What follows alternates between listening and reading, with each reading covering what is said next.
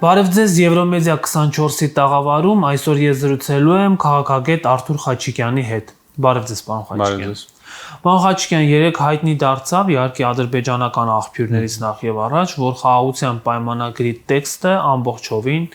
համաձայնեցված է եւ այն վերջին երկու կետերը, որոնց շուրջ բանակցություններ էին ընթանում, եւս համաձայնեցվել են, բայց դրան զուգահեռ Ադրբեջանի նախագահը հայտարարությամբ հանդես եկավ, ասելով, որ Հայաստանի նկատմամբ իրենց վստահությունը մոտ է 0-ի։ Հիմա ձեր կարծիքով էս խաղաղության պայմանագիրը ստորագրվելու է ի վերջո, թե Բաքուն չի ցանկանում ընդհանրապես դա ստորագրել։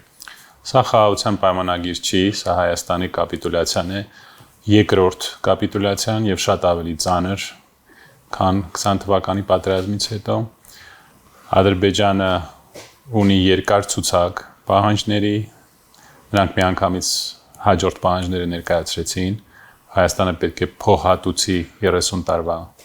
օկուպացիան, պետք է հանձնի պատերազմի մասնակիցներին եւ մենք հետո միայն կիմանանք, թե ինչ պայմաններով են այդ Զանգեզուրի կորիդորը տալու միջանցքը։ Մեզ ինչպես միշտ սուտ կասեն մի քանի ամիս, հետո մենք վերջում կիմանանք, թե ինչ էր եղել եւ մենք ադրբեջանցիներից երևի կիմանանք ճշմարտությունը, որ այսքան խապել, ստել սեփական ժողովրդին, ես կարծում եմ որևէ մեկը մեր ղեկավարներից այսպիսի բան չի արել։ Իրենց պահանջները երկար ցուցակ կա եւ հետաքրքիր պահանջներից մեկը դա մոտ 300,000 ադրբեջանցու վերադարձն է Հայաստան, Սյունիք։ Այսինքն սա Սյունիքի կորուստի եւ Հայաստանի կորուստի վերջնական մի քանի այդ քայլերն են, որը Ադրբեջանը կատարելու է։ Իսկ մեր հասարակությունը այնպես իրեն պահում, ոնց որ մենք մի ուրիշ երկրում ենք ապրում եւ սա մեզ չի վերաբերվում։ Եվ ցավոք սրտի մենք ընդդիմություն էլ չունենք, որ ինչ որ բան անի։ Պարոն Խաչիկյան, բայց Նիկոլ Փաշինյանն ասում է, որ այն հարցերը, որոնք քննարկվել են Ադրբեջանի հետ, ներառված են խաղաղության պայմանագրում եւ դրանից դուրս հարցեր չկան ըստ էության։ Նույնիսկ այդ սահմանադրության փոփոխման պահանջը Նիկոլ Փաշինյանն համարում է իր օրակարգը, այսինքն իր նախաձեռնությունը, ոչ թե Բաքվի պահանջը։ Եվ սա եւ խաղաղության պայմանագրում ըստ Նիկոլ Փաշինյանի ամեն ինչ փոխադարձության սկզբունքի հիման վրա է, այսինքն եթե Հայաստանը հրաժարվում է միջազգային հայցադիմումներից, Ադրբեջանը եւս հրաժարվում է այդ միջազգային հայցադիմումներից։ Այստեղ լավ պայմաններ չեն սրանք ըստ ձեզ։ Գիտեք, որևէ լուրջ ձևով ընդունել այս անձի ասածը անհնար է, քանի որ նա անընդհատ ինչ որ արդարացումներ է փնտրում իր համար եւ անընդհատ մեղավորներ է փնտրում եւ անընդհատ իր ասածը փոխվում է։ Որևէ լուրջ ձևով սա մեկնաբանել անհնար է։ Եթե դուք ձեր երկիրը ենթարկում եք ձեր հարևանի կամքին, ձեր հարևանը ասում է, որ դուք պետք է փոխեք ձեր սահմանադրությունը եւ դուք համաձայնվում եք, ասում է, որ դուք արևմտյան Ադրբեջան եք, դուք ոչ մի բանով չեք պատասխանում, ասում է, որ 100,000-ավոր ադրբեջանցիներ պետք է վերադառնան այստեղ, պատասխան չկա, Զանգեզուրի միջանցքը վերջը զիջում եք, ցեղասպանությունից հրաժարվում եք, Արարատից հրաժարվում եք, սա իսկապես նա կարծում է, որ կարող է անընդհատ խաբել մարդկանց, անընդհատ սուտ պատմել եւ մենք բոլորս հավատալու ենք։ Նա ուղղակի սովորեց, թե ինչպես ժողովրդի գիտակցության հետ խաղալ 7 տարի առաջ, բոլորիս խաբեց, խոստացավ բաներ, որ տեղի չունեցավ, այդ բոլոր դատարկ խոստումները մենք տեսանք, հիմա նա շարունակում է նույն բանը անել, անընդհատ այդ ինչ որ դատարկ բառեր է ասում, որոնք ոչինչ չեն նշանակում։ Դուք նայեք process-ին, իրականության մեջ ինչ է կատարվում։ Մենք անընդհատ զիջում ենք, ամեն ինչ զիջում ենք, եւ մենք գնում ենք Հայաստանի ապամոնտաժմանը։ Մենք ենթարկվելու ենք Ադրբեջանին եւ Թուրքիային։ Ներողություն, Փաշինյանն ասում է, որ դրանք զիջումներ չեն, փոխզիջումներ են։ Այսինքն Ադրբեջանն է։ Իսկ ինչ է զիջում Ադրբեջանը դրա դիմաց։ Օրինակ, ասում է երրորդ երկրների ուժեր չպետք է կենտրոնացվեն սահմանին եւ դա ըստ Փաշինյանի վերաբերվում է նաեւ Ադրբեջանին, այսինքն Ադրբեջանը երրորդ երկրի զինված ուժեր չպետք է բերի եւ տեղակայի սահմանին։ Ադրբեջանը իր տարածքում ունի իսրայելական ռազմաբազաներ, Ադրբեջանը միլիարդավոր կոնտրակտներ է կրկում տասնյակ երկրների հետ եւ շարունակում է զինվել։ Այս բարբաջանքները, գիտեք, իմ համար վիրավորական է այդ մարդու խոսքերը մեկնաբանել։ Սա ուղղակի երեխայական հեքիաթներ են, ստեր են, որոնք անընդհատ մենք լսում ենք, սա ուղղակի լուրջ չէ, էլի Ադրբեջանը նայեք ինչպես է իրեն պահում, ինչպես է զինվում, քանի երկրից զենք է բերում, ռազմաբազաներ է տեղադրում, Թուրքիայի հետ ունի ստրատեգիական այդ ռազմավարական պայմանագիր, փաստորեն մի միավոր է Թուրքիայի հետ, Ադրբեջանը եւ Թուրքիան մի միավոր են ռազմական, ինչի մասին եք դուք խոսում։ Ես գիտեք, ուղղակի լուրջ չէ այդ մարդու խոսքերը վերլուծել։ Շատ լավ։ Ալիևի պահանջներից մեկը հետևյալն է, որ այն բոլոր անձինք, այսինքն նախկին նախագահները, Հայաստանի ռազմական ղեկավարության ներկայացուցիչները, ովքեր ադրբեջանական քրեական գործերով անցնում են որպես մեղադրյալներ, Հայաստանը պետք է հանձնի այդ մարդկանց Ադրբեջանին, եթե հավատարիմ է խաղաղությանը, այսինքն այդպես պետք է ապացուցի Հայաստանի իր հավատարմությունը։ Ձեր կարծիքով սա Նիկոլ Փաշինյանն իհարկե մենք ամեն ինչի մեջ մեղադրում ենք, բայց իրոք ռեալ է, որ Նիկոլ Փաշինյանը օրինակ նախկին նախագահներին ձերբակալի եւ արտահանձնի Ադրբեջանին։ Ես չէի զարմանա, քանի որ ես չէի կարծում օրինակ, որ ռեալ է, որ Ղարաբաղը հանձնելուց հետո եւ 5000 տղա սպանել տալուց հետո, պատերազմը չկանգնացնելուց հետո դա իրան կներվի։ Որևէ երկրում, որևէ ժողովուրդ սա չէր ների, որ 5000 զոհ տալով, ընդունելով որ դա իր մեղքն է, չկանգնեցնելով պատերազմը, սադրելով պատերազմը, տապալելով բանակցությունները։ Այդ ամեն ինչից հետո ամեն ինչ ներվում է, որովհետեւ նա ունի աղանդի իր անդամները եւ ունի այս քարոզչական մեքենան, որը սպոնսորվում է Արևմուտքի կողմից։ Ես չեմ զարմանա, որ դրան էլ գործը հասնի։ Ես չեմ զարմանա, որ ադրբեջանցիները մտնեն Սյունիք եւ մեր գյուղացիները ասեն դե մեր փրկիչն է, ասֆալտ ունենք, թող ադրբեջանցիները մեր տանը ապրեն, բայց ասֆալտ կունենանք։ Ես այլևս որևէ բանի վրա չեմ զարմանա, որովհետեւ մեր հասարակությունը շատ հիվանդ է։ Մեծ խնդիրներ ունենք մենք մեր հասարակության մեջ։ Միջազգային իրավական ատյաններից մեր հայցերի հրաժարումը ինչ հետևանքներ կունենա ձեզ Հայաստանի միջազգային հեղինակության, մարդկանց իրավունքների տեսանկյունից, որտեղ այդ հայցերը ճիշտ է Հայաստանի Հանրապետությունն է ներկայացրել օրինակ մի հետ, բայց դրանք վերաբերում են անձանց իրավունքներին։ Օրինակ պետությունս հարցերը ինչպես է լուծելու ձեզ։ Այնտեղ կային մեր գերիների գործերը, ռազմագերիների, որոնց դաժանաբար սպանել են, անզեն մարդկանց սպանել են, գլխատել են մեր զինվորներին այդ վայրենի ձևով վերաբերվելու այդ հարցերը կային այնտեղ մի շարք ուրիշ հարցեր կային, որքանով ես հասկանում եմ, դա կարող էր ինչ-որ քաղաքական նշանակություն ունենալ, բարոյական քաղաքական նշանակություն կարող էր ունենալ։ Իհարկե հրաշքներ սպասել պետք չէր, բայց դրանից հրաժարվել դուք ասում եք փոխադարձ, կամ այս անձը ասում է փոխադարձ։ Իսկ Ադրբեջանը պատրաստ է օրինակ հանձնել Հայաստանին այն մարդկանց, ովքեր դաժանություններ են կատարել հայերի դեմ, օրինակ, նրանք խոսում են իրենց վերքերի մասին, այսպես ասած, իսկ մեր կողմը ինչ է ստանալ Ադրբեջանից։ Սա փոխադարձ որևէ գործընթաց այստեղ չկա, սա կապիտուլյացիա է, սա Հայաստանի հանձնում է։ Ալիևը խոսում, ավելի ճիշտ Հեհիկմետ Հաջիևը, Ալիևի օգնականը, խոսեց նաև ԵԱԿ Մինսկի խմբի մասին, ասում է, որ Հայաստանը դեռ պահում է ԵԱԿ Մինսկի խումբը եւ այդ Մինսկի խմբի ստեղծման միակ նպատակը ադրբեջանական կողմի Արցախի հարցի լուծումն էր եւ Արցախի հարցը իրենք լուծել են, Ղարաբաղի հարցը իրենք լուծել են, հետեւաբար ԵԱԿ Մինսկի խումբը չպետք է գոյություն ունենա։ Հայաստանի վարչապետի մամուլի քարտուղարն էր հայտարարել, որ չի բացառվում ԵԱԿ Մինսկի խմբի լուծարման հարցով Հայաստանը դիմի ԵԱԿ-ին։ Ձեր կարծիքով ինչու պետք է ԵԱԿ Մինսկի խումբը մնա, չլուծարվի եւ ինչ որ հարց կարող է լուծել արցախցիների համար։ Նախ սա այս մարդկանց երազանքն էր։ Նրանք տարիներով ժողովրդին սովորացնում են, որ Ղարաբաղցիները հայ չեն, Ղարաբաղից պետք է ազատվել, դա բեռ է մեզ համար։ Սա տարիներով ասել են, մինչև անգամ իշխանության գալը։ Երկրորդը նրանք 2 տարի ունեին մինչև պատերազմի սկիզբը, եթե ուզում էին դիվանագիտական ձևով այս հարցը լուծել, նրանք կարող էին դա անել։ Դա էլ չարեցին, տապալեցին եւ սադրեցին այս պատերազմը։ Հիմա Մինսկի խմբի գոյությունը ինչ որ հույս դեռ թողնում է, որ ապագայում հայերի վերադարձը կարող է ապահովել, կարող են ինչ որ միջազգային երաշխիքներով վերադառնալ Արցախ, բայց սա մի մարդն է, որը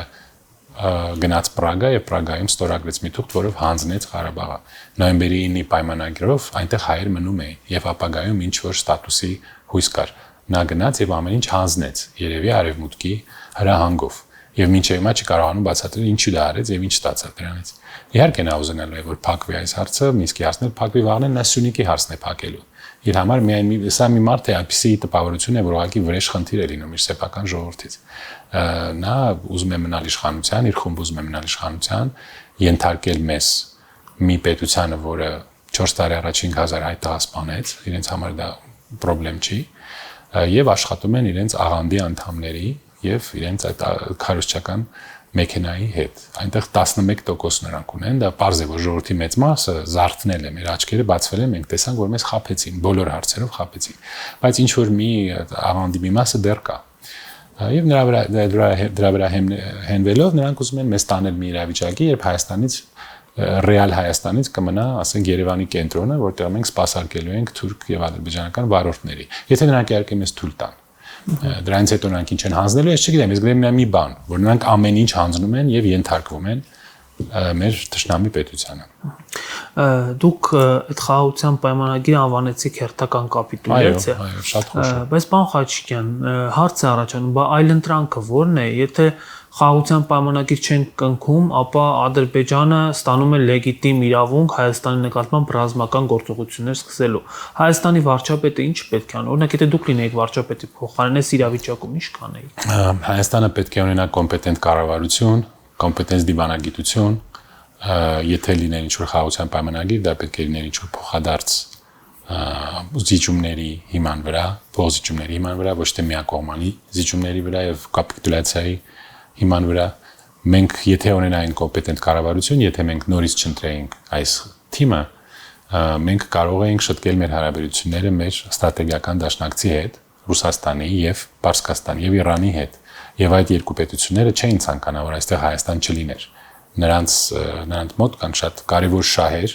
այս ռեգիոնում եւ Թուրքիայի Ադրբեջանի միացումը, ձուլումը իրենց շահերից չի բխում։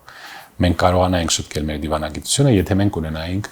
կառավարություն եւ դիվանագիտություն, բայց մենք ունենք արտաքին ուժերի դեսպանատուն Հայաստանում։ Սրանք մեր ժողովրդի շահերը չեն ներկայացնում։ Խաղաղության պայմանագիրը նշանակում է, որ դուք գնում եք ինչ-որ փոխզիջումների ձեր հարևանի հետ, հաստատում եք խաղաղություն։ Մենք խաղաղություն չենք ստանում։ Մենք ստանում ենք նոր եւ նոր կապիտուլյացիայի պահանջներ։ Նրանք ուզում են Հայաստանը ծնկի բերել եւ ոչնչացնել, եւ նրանք ցանկը ամեն անգամ, երբ որ դուք ինչ-որ զիջում անում եք, նրանք հաջորդ պահանջներ ներկայացնում։ Ուղղակի նայեք, թե ինչ է կատարվել այս մի քանի տարին այդ սեկտանտներին մի լսեք։ Նայեք փաստերին, թե ինչ է կատարվում մեզ հետ, որ մենք անընդհատ հետ ենք հաշվում, ամեն ինչ զիջում ենք։ Պարոն Խաչիկյան, Բաքվում շարունակվում են այդ շինծուդատավարությունները Արցախի ռազմաքաղաքական ղեկավարության նկատմամբ։ Ռուբեն Վարդանյանը տեսնում եք հյուծվել է, արդեն այդ դատավարությունները մարդկանց կյանքեր են արժենում,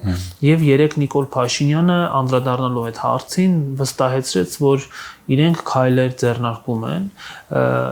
բայց դրանք չեն երևում եւ նախկինում էլ մշտապես հայտարարել են, որ մենք ամեն ինչ անում ենք, ուղղակի դրանք գաղտնի են, դրանք կոնֆիդենցիալ են, չեն երևում։ Իրապես ձեր կարծիքով կառավարությունը ինչ որ ջանքեր գործադրում է եւ կա ռեալ հնարավորություն գերիներին բերելուց, որտեղ այնպիսի մարդիկ են այնտեղ գերաբարված, որ Ալիևը մշտապես երազել է այդ մարդկանց տեսնել գերու կարգավիճակում։ Ես չգիտեմ ինչ է կատարվում կուլիսների հետևը, բայց նայելով թե քանի հարցով են մեզ խաբել, եթե դուք հիշեք քանի խոստում են մեզ տվել եւ քանի անգամ են մեզ խաբել,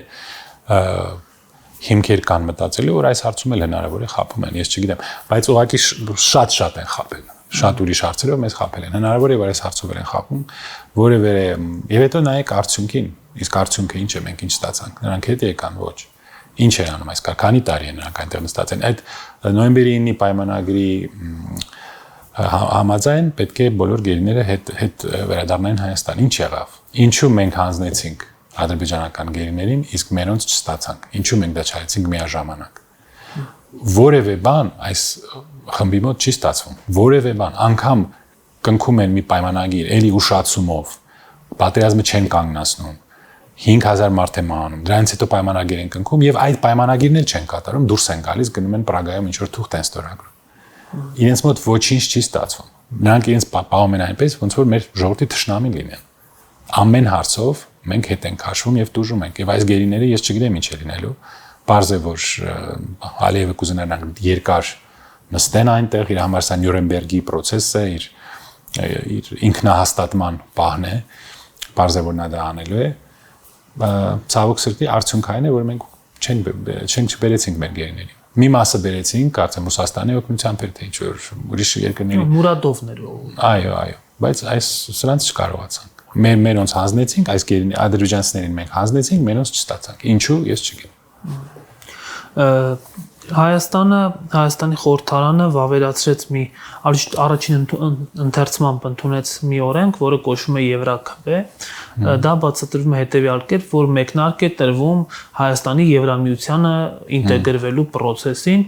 եւ Ռուսաստանից եղավ դրա արձագանքը, ասելով, որ Հայաստանը պետք է կողմնորոշվի, չի կարող լինել եւ ԵԱՏՄ անդամ եւ լինել ԵՄ անդամ, այսինքն Հայաստանը ցույց է տալիս, որ փոխում է իր արտաքին քաղաքական կուրսը։ Ձեր կարծիքով իրոք այդպես է, իրոք Հայաստանը կարող է փոխել իր արտաքին քաղաքական կուրսը եւ գնալ դեպի արևմուտք, թե սա ուղղակի դրվագային ինչ-որ բաներ են Ռուսաստանին ինչ-որ բաներ ցույց տալու համար։ Սա փորձ է ժողովրդի ուշադրությունը շեղել, ելի դատարկ խոստումներ տալ, ելի հեքիաթներ պատմել, որպեսզի մարդիկ չնկատեն, թե Հայաստանը ինչպես է կործանվում։ Որևէ մեկը Եվրոպայում չի ասել, որ Հայաստանը հրավիրվում է Եվրոպական միության անդամ դառնալու։ Որևէ մի քանի պետության ներկայացուցիչներ ասել են, որ այսպիսի հարց չկա, մեր օրակարգում մենք Հայաստանին չենք հրավիրել։ Սա բեմադրություն է այդ դերասանների կողմից, դուք այդ մարդկանց տեսել եք, որևէ կապ իրենց մեջ եւ քաղաքական գիտությունների մեջ չկա, նրանք որևէ պատրաստություն չունեն, ուղղակի ստանում են իրենց գրանտերը եւ դերասանի պես ասում են այն, ինչ որ իրենց մուծում են, որ ասեն։ Սա ուղղակի ուշադրության շեղում է, որպեսզի մենք չտեսնենք, թե օրինակ մի քանի ամիս հետո ինչպես մենք կորցնենք Սյունիքը, եթե մենք կորցնենք այդ Մեղրին, Զանգեզուրի միջանցքը, որից հետո մենք մեր միակ ելքը դեպի արտաքին աշխարհ լինելու է Վրաստանը։ Իսկ Վրաստանը կարող է ճանապարհները բացել կամ փակել կամ ինչ որ բան փոխվի իր արտաքին քաղաքականության մեջ 90-ական թվականներին շատ անվստահելի ճանապարհներ էին մեզ համար։ Այսինքն մենք դառնալու ենք երկրորդ Ղարաբաղ։ Ոստերից ժողովուրդը սկսելու է գնալ։ Եվ ժողովրդի ուշադրությունը շեղելու համար իրեն այս եվրո հեքիաթներն են պատմում։ Դա նոր բան չի, նրանք վաղուց են դա արել, բայց սա բացարձակ սուտ է։ Որևէ մեկը Եվրոպայում մեզ չի սպասում։ Ոչ էլ մենք կարող ենք հիմա ինտեգրվել եվրոպական շուկայի մեջ։ Մենք Եվրոպային վաճառելու բան չունենք։ Բոլոր մեր այդ ագրարային մեր բոլոր արտադրանքը այնտեղ այդ շուկան վաղուց զբաղեցված է։ Այնտեղ այդ նույն ծիրանները, նույն պանիրը, նույն գինին, նույն միրգը եւ այլն բաժարեղենը ծախում են տասնյակ ուրիշ երկրներ։ Նրանք չեն զիջելու իրենց տեղը եվրոպական շուկայում։ Մենք մի քանի անգամ դա ասել ենք։ Զարմանալի է, որ մարդիկ դեռ հավատում են այս հեքիաթներին։ Եթե ինչ-որ մտադրություն կար լուրջ առևտրական կապեր ստեղծել Եվրոպայի հետ, դա շատ լավ է, դա դրական է, բայց պետք չէ հեքիաթ պատմել։ Պետք է գործով, ռեալ գործով զբաղվել, եւ եթե ինչ-որ առևտրական կապեր հաստատվեն, դա ողջունելի է, բայց դա չի փոխարինի Ռուսաստանի շուկան, մոտակա ապագայում, եւ դա չի լուծի նաեւ մեր էներգոռեսուրսների հարցը, իսկ իրանց պատասխանը այն է, որ մենք պետք է կախված լինենք Ալիևից։ Այսինքն մի մարդ, որը նոր էլի ասեց, որ ես հայերին չեմ վստահում, նրանք պետք է մեզ փոխհատուցեն սա եւ սա, մենք գնում ենք դեպի կախվածության այդ մարդուց։ Սա կարող է անել միայն խելագար հասարակությունը։ Մեր հասարակության մեջ լուրջ խնդիրներ կան։ Ինչ-որ բան ունենք, հոգեկան ինչ-որ խնդիրներ։ Կոլեկտիվ։ Այո։ Պարոն Խաչիկյան, դուք էլ խոսեցիք Զանգեզուրի միջանցքից,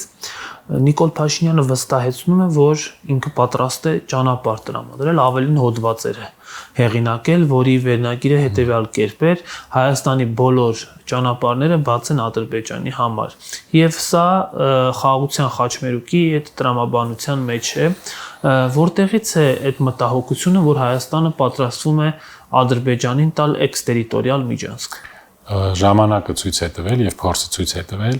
որ եթե դուք ուզում եք իմանալ իրականությունը, թե ինչ է կատարվում, լսեք ադրբեջանցիներին, քանի որ նրանք լուրջ մարդիկ են։ Նրանք մեր թշնամին են, բայց լուրջ թշնամին են։ Նրանք ասում են, թե ինչ է լինելու եւ բոլոր իրենց ասածները լինում են։ Այս խումբը սկզբից մերժում է, ասում է, այդպեսի բան չկա, իրարամերժ բաներ է սկսում ասել, ստում է, լռում է։ Տեսեք, հիշեք Ղարաբաղի հանձնման հարցը։ Շաբաթներով չէին ասում, որ արդեն ստորագրել են, որ Ղարաբաղը Ադրբեջանի մաս է։ Հետո հարձակվում էին մարդկանց վրա, վիրավորում էին։ Հետո ասում են մենք նշաձողն ենք իջեցնում։ Այսինքն մեզ անընդհատ խաբում են։ Եվ այս հարցով են խաբում։ Ադրբեջանը ասել է շատ անգամ, որ այն պետք է էքստերիտորիալ միջանցք, որտեղ չի լինելու որևէ վերահսկողություն Հայաստանի կողմից։ Սա այն համար Ադրբեջանի համար տրանսպորտի հարց չի։ Սա Նախիջևանը, Ադրբեջանը, այսինքն Թուրքիան եւ Ադրբեջանը կապելու, ձուլելու հարց է։ Նրանք դրա մասին շատ անգամ ասել են։ նրանց այս բառախաղերը չեն շեղի իրանց նպատակից։ Մենք հետո կիմանանք։ Իմ կարծիքով նա արդեն ինչ-որ բան զիջել է, քանի որ իր ոճը այն է, որ ինչ-որ բան անում է, հետո սուտ է ասում, մի քանի ամիս անցնում է, նոր մենք իմանում ենք դա ինչ է։ Մենք հետո կիմանանք, թե նա ինչ է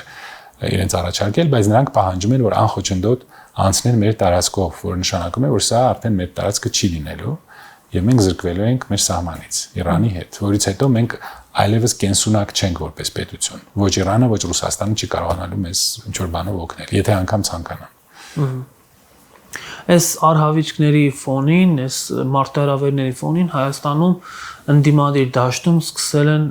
պառակտումներ, երբեք չեն փայլել իհարկե մեր ընդդիմադիրները միասնությամբ, բայց հիմա առավել եւս միմյանց տարբեր մեղադրանքներ, ստատուսներ, հայտարարություններ, միմյանց դեմ հարցազրույցներ։ Ձեր կարծիքով ինչու է ընդդիմությունը այս փուլում սկսել միմյանց նկատմամբ այս փոխհրաձգությունները եւ սա ինչ հետևանքներ է ունենալու մեզ համար։ Ես չգիտեմ ինչ կարելի է նկատի ունենալ, երբ ասում եք ընդդիմություն, ես չգիտեմ դա ինչ է, սա ինչ ընդդիմություն է, մենք չհասկացանք, նրանք ոչ մի բանով չկարողացան ընդդիմանալ, մի քանի անգամ ժողովուրդը դուրս եկավ փողոց, լայն մեծ զանգվածներ դուրս եկան փողոց, տասնյակ հազարավոր մարդիկ, նրանք դա ձախողեցին առնվազն 3 անգամ, որից 2-ը ես ներկա էի եւ տեսա ինչպես նրանք ամեն ինչ ձախողեցին։ Այս մարդիկ փաստորեն նույն որակը ունեն, որը ունեն որոշ մեր ղեկավարները, որոնք երբևիցե չեն ընդունում, որ ինչ-որ բան սխալ են արել։ Ոչ ղեկավարությունն է ընդունում, որ սխալ է արել, ոչ էլ ընդդիմությունն է ընդունում, որ սխալ է արել։ Սա նույն բանն է։ Եվ այս մարդիկ իրենց մեջ սա առաջի անգամը չի, տարիներով այդ աթոռի բաժանում, այդ աթոռի կռիվը ինչպես ժողովուրդն է ասում, միմյանց մեղադրելը, թե ով է ում բերել, ով է մեղավոր եւ այսինքն ամենա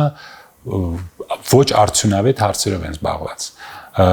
Մեր այսօրվա վիճակը նաև ընդդիմության գործունեության հետևանքն է,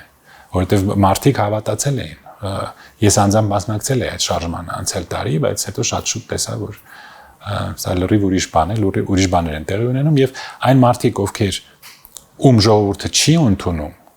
չեն ուզում ընդունել, որ ժողովուրդը իրենց չի ուզում։ Նրանք չեն ուզում իրենց համար այդ աթոռը, իրենց այդ երազանքը դառնալ Հայաստանի Չերչիլը կամ Հայաստանի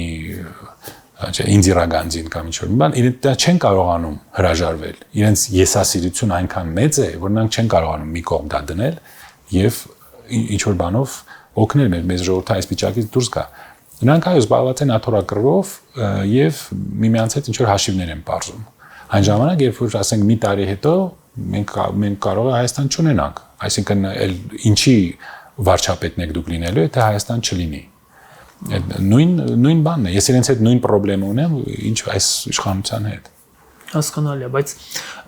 Բաղրատ Սրբազանը ասել է, որ մոտ ապագայում մոտակա ամիսները ավելի ճիշտ վճռորոշ են լինելու եւ գնալու են կտրուկ գործողությունների։ Ձեր կարծիքով այդ շարժումը ունի հնարավորություն ինչ-որ բան փոխելու, թե մարել վերջացել է։ Ես մեծ հարգանքով եմ վերաբերվում Բաղրատ Սրբազանին, ես իրեն միշտ աջակցել եմ, ես ցանկանամ եւ հույսով եմ, որ իր մոտ ամեն ինչ կստացվի։ Առայժմ արդյունքը չեղավ, այն արդյունքը, որ մենք ուզում էինք։ Ես հույսով եմ, որ նրանք կարողանան ինչ-որ կոնկրետ ձևով մշակել իրենց մեթոդները, պայքարի մեթոդները, նպատակները, ինչպես ես ասել էի, որ սա չվերածվի նորից այդ city տուրների կամ fitness տուրների եւ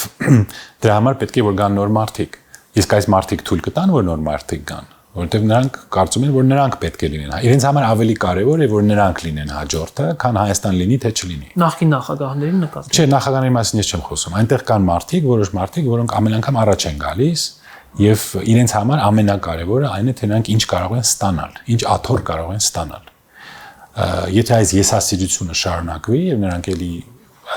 իրենց մասին մտածեն ոչ թե մեր փոքրիկ հանրապետության մասին, սա նորից ձախողվելու է։ Եթե նույն մարդիկ էլի գան, որոնց ժողովուրդը չի ուզում տեսնել, բայց նրանք դա չեն ընդունում։ Ոչ մի բան չի ստացվի։ Ուրեմն ինչ-որ բան պետք է փոխել։ Ինչ-որ բան պետք է փոխել։ Եվ ես ասել եմ, ամեն անգամ ասում եմ, բայց դա անիմաստ է երևի անգամ ասելը, որ մենք հիմա այնպիսի վիճակում ենք, որ ազգային ինչ-որ համերաշխության կոմիտե կա, լավ կլիներ, որ լիներ ինչ-որ ճգնաժամային պահերին հիշում եք պատերազմի ժամանակ նախագահները հավաքվել են, չէ՞, առաջի, երկրորդ, երրորդ նախագահները հավաքվել են եւ այսինքն անպայման պետք է դանակը ոսկորին հասնի, որ մարդիկ իրար հետ խոսեն։ Լավ կլիներ, որ հիմա դա արվեր եւ ասենք ցանկացած քաղաքանուրից մի քանի մարդ առաջարկվեր եւ միմյանց հետ մշակեն ինչ-որ ծրագիր, բայց այդ մարդիկ չլինեին նույն մարդիկ, ովքեր անցյալում եկել են եւ ում ժողովուրդը չի ուզում տեսնել։ Մարդիկ, ովքեր իրենց եսասիրությունը կարողանան մի կողմ դնել։ Շնորհակալ եմ զրույցի համար։ Հարգելի հեռուստադիտողներ, ես զրուցում էի քաղաքագետ Արթուր Խաչիկյանի հետ, կհանդիպենք։